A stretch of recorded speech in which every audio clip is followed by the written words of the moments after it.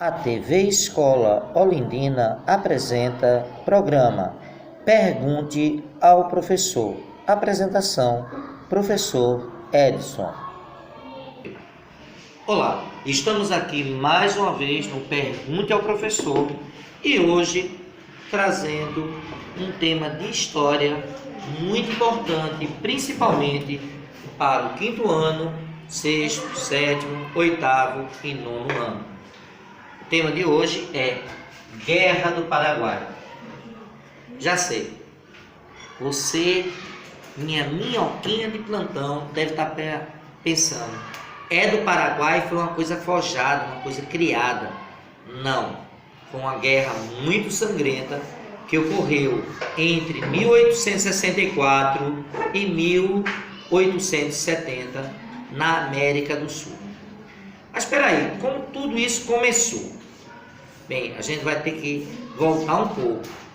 Lá o Paraguai, ele foi um dos primeiros países da América do Sul a conseguir sua independência e assumiu lá no governo paraguaio um ditador chamado Solano Lopes. Solano Lopes era um cara que era um visionário para a época. A primeira coisa que ele fez foi mandar o filho dele estudar na Europa, estudar para ser específico na Inglaterra, pegar os melhores conceitos de economia, os melhores estudos, aprender a falar inglês, ser de fato um diplomata. Quando o seu filho, Francisco Solano Lopes, volta para o Paraguai, ele resolve começar mudanças. E as mudanças começam com melhorar a educação, fez acabar o analfabetismo no Paraguai, desenvolveu a indústria, desenvolveu a agricultura, desenvolveu também uma ferrovia, começou a construir uma ferrovia, começou a desenvolver um bom potencial marítimo, mas tinha um grande problema. O Paraguai não tinha, como não tem até hoje, saída para o mar. O que impedia que ele conseguisse exportar produtos. A única saída que tinha era através do Rio Paraguai e do Rio da Prata, que passavam por terras brasileiras e iam até sair no mar. Okay? Então aí começou. Nesse momento, Brasil, Argentina e Uruguai, eles estavam vivenciando problemas internos. O Brasil, por exemplo, ele estava passando por um problema com a questão da escravidão. Havia um grupo querendo libertar os escravos, certo? Acabar com o tráfico negreiro dentro do país. Já a Argentina e Paraguai passavam por problemas políticos, guerras entre partidos.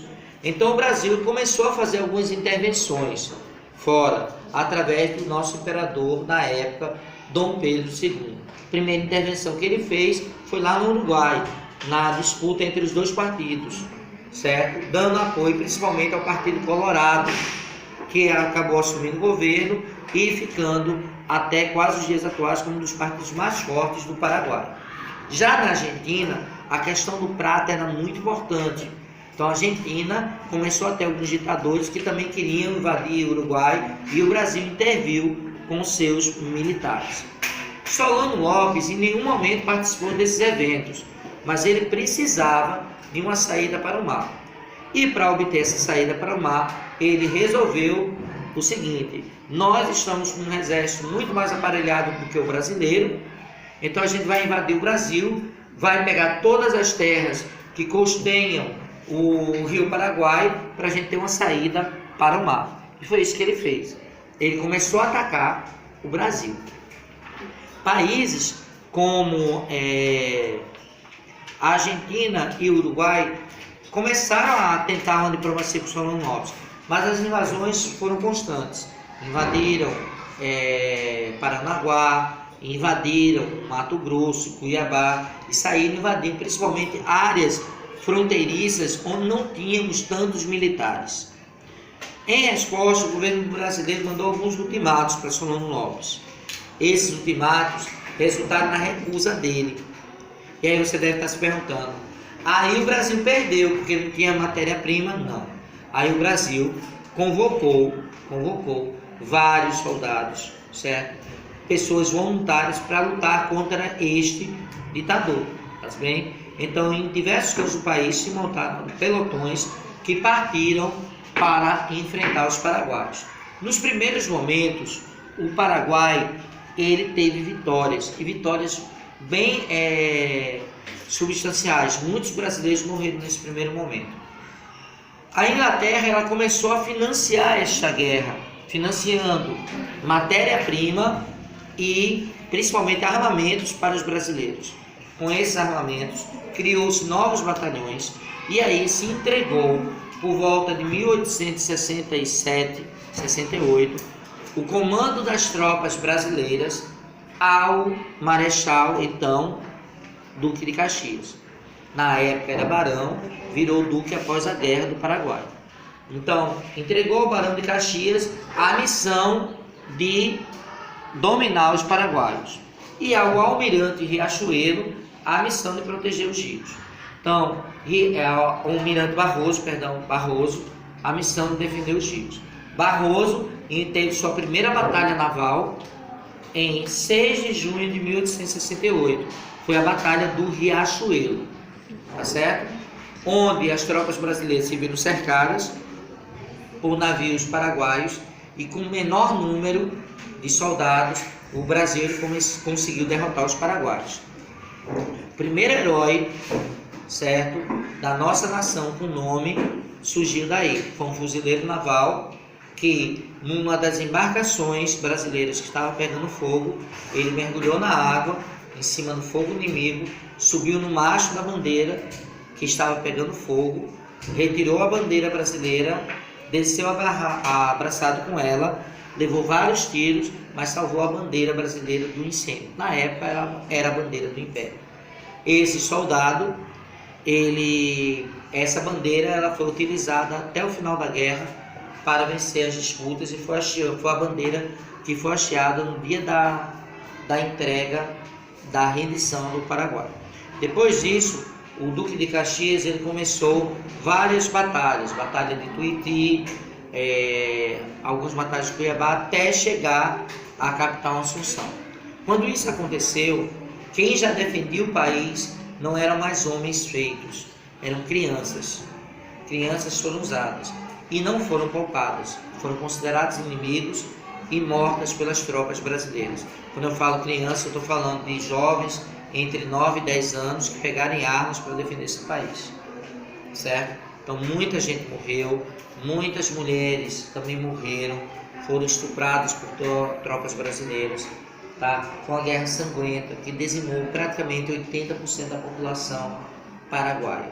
Francisco Solano Lopes fugiu, ele era meio louco e acabou sendo perseguido e morto por tropas brasileiras. E esse foi o fim da Guerra do Paraguai, tá certo? Algumas frases são memoráveis da época da Guerra do Paraguai. Uma delas é uma frase dita pelo então Barão de Caxias na Batalha de Tuiuti. Começaram a avançar em Tuiuti, as tropas paraguaias eram maiores e as tropas brasileiras começaram a recuar. O Barão de Caxias sacou de sua espada, foi para frente do pelotão que estava recuando e com sua espada ele disse: "Os que forem brasileiros de verdade, me sigam." E aí eles foram em direção à fortaleza de Tuiuti, derrubaram a fortaleza, venceram as tropas que eram maiores do que as tropas brasileiras, tá certo? Então tem muitos fatos que fizeram isso. Após o final da Guerra do Paraguai, então Barão de Caxias se tornou Duque de Caxias. E nessa volta se percebeu uma coisa: os militares que foram para esta guerra perceberam quão desaparelhado estava o exército brasileiro, o quão antiquado ainda era, e que todos os países daquela região ali eram países republicanos, enquanto o Brasil continuava sendo um império. Então essa visão fez com que o exército ele ganhasse e quisesse transformar o Brasil numa república. Já era um país independente, quis transformar numa república. Então deste modo nós conseguimos vencer a Guerra do Paraguai. E o Brasil acabou lutando sozinho, mesmo nos livros de história tendo dito que houve uma tríplice aliança entre Brasil, Argentina e Uruguai. No final das contas, só o Brasil lutou sozinho e arcou com a dívida. O Paraguai, por sinal, tinha uma dívida de guerra com o Brasil que impedia com que ele se desenvolvesse. Foi graças ao governo do senhor presidente Getúlio Dornelas Vargas que essa dívida foi perdoada, que era uma dívida milionária, certo? Milionária. Então ela foi perdoada.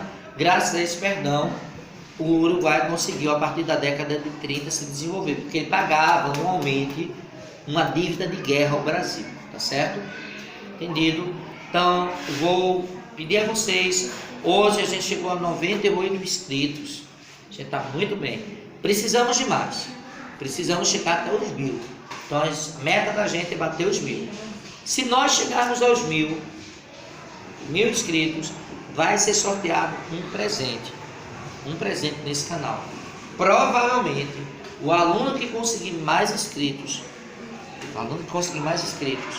atingindo os 1000, você pode ter certeza que o aluno que tiver mais inscritos no nosso canal e a pessoa disser, eu vim para o fulano, vai ter um sorteio. Os alunos, os que tiverem mais inscritos, vai ter um sorteio de uma bicicleta no mês de janeiro.